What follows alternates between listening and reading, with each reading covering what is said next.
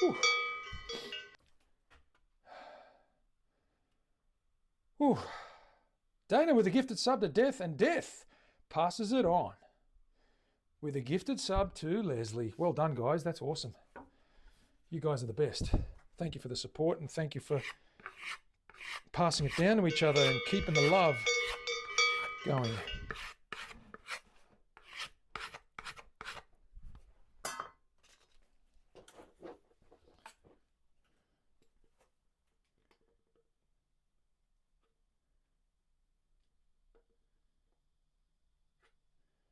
We're getting there. Not quite there yet.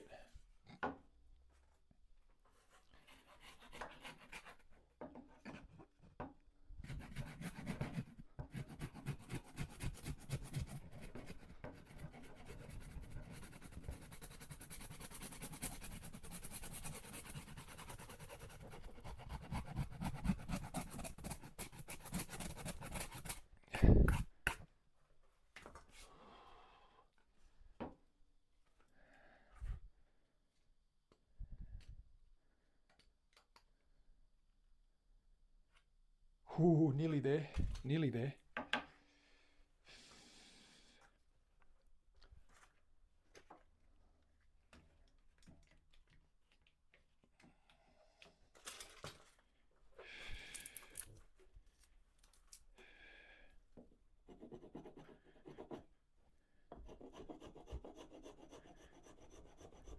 Very fine shapes now, up this end.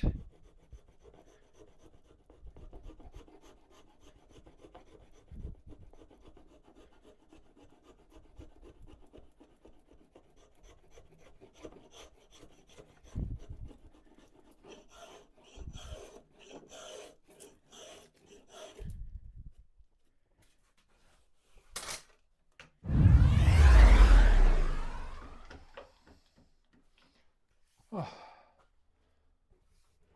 Mav with the 25 bits. Thank you so much, man. First fret. Ooh, we're looking good. Okay, that's 22.9. I'm going to stop right there. Why? I'll tell you why. 22.9 is spot on because we're going to bring this guy down when we radius it 1.5 to 2 mil. So that's going to get us down to 21. 21 is perfectly slim. When I say 21, it's 21 millimeters, about 3/4, just over 3/4 of an inch. But it's a nice thin neck. It's a nice shaped thin neck. Not too bulky, not too flat, but that's pretty much there now. So we've got engraving to go. I had a beautiful walnut strip I might lay over the top of that and keep that section bare.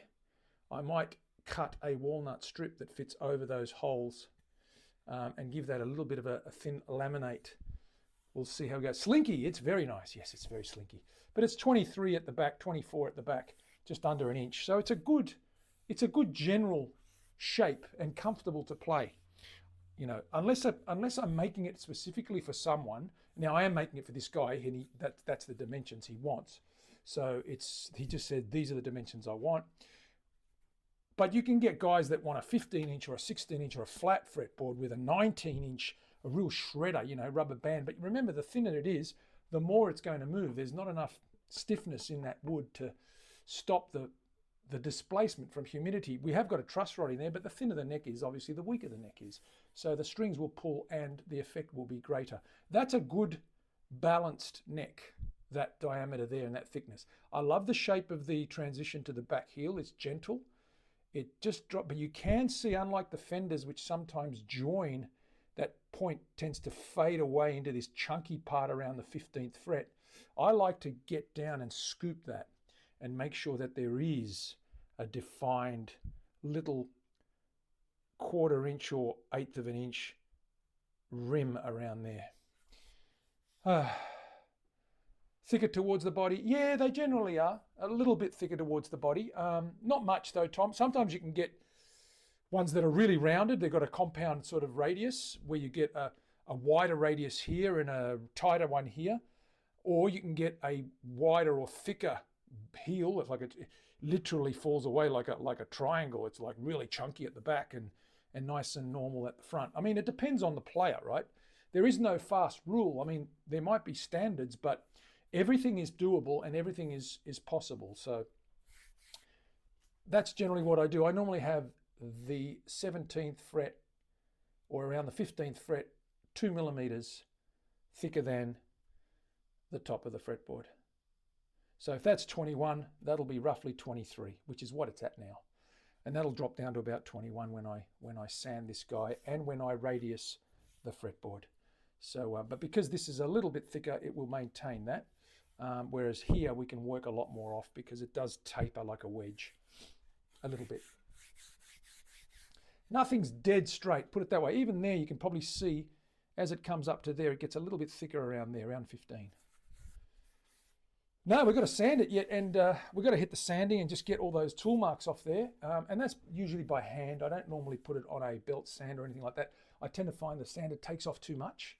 I like to just finesse it by hand. And of course we need to do the radiusing, which will take a little bit off the top as well. Anyway, let's see who's on, because I'm done for the day. I'm sweating like a one-armed bricklayer in Beirut. I'm busier than a one-armed bricklayer in Beirut. Okay, let me see who's on.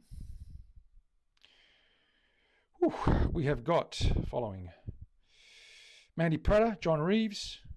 Okay, I'm going to go to Mandy because she's good value and she's a good chick. That's pretty sweaty. It is. Yeah. If you remember back to the Egyptian-Lebanese war in the 70s, Tom, that's my reference to that. Busier than a one-armed bricklayer in Beirut. Could you imagine what was going on around that time in Beirut? Beirut's the capital of Lebanon. Thank you, guys. I appreciate you being here. I'm just going to raid Mandy. Raid. Mandy Prater. There we go. I'm back tomorrow. Look out for me. Be good. We'll finish off that neck then. Bye for now.